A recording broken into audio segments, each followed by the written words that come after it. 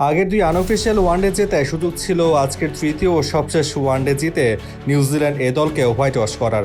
228 রানের লক্ষ্য নিয়ে 166 রানে কিউইদের 6 উইকেটেও তুলে নিয়েছিল বাংলাদেশ এ দল, কিন্তু ম্যাচটি আর শেষ পর্যন্ত জিততে পারল না তারা। সিলেটে ডিন ফক্সক্রাফট ও জাকারি ফক্সের দৃঢ়তায় আর কোনো উইকেট না হারিয়েই নিউজিল্যান্ড ম্যাচটি জিতে নিয়েছে। 4 উইকেটের জয়ে বল হাতে ছিল 10টি।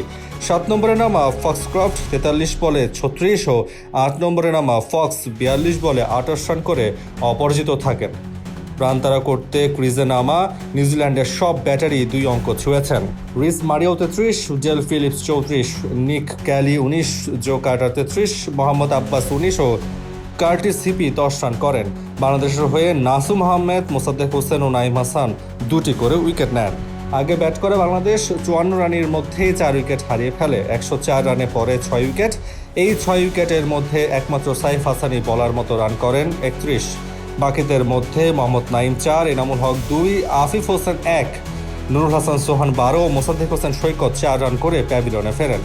200-র বেশি সংগ্রহে যেতে সবচেয়ে বড় অবদান রাখেন ইয়াসির আলী রাব্বি ও স্পিনার নাসুম আহমেদ।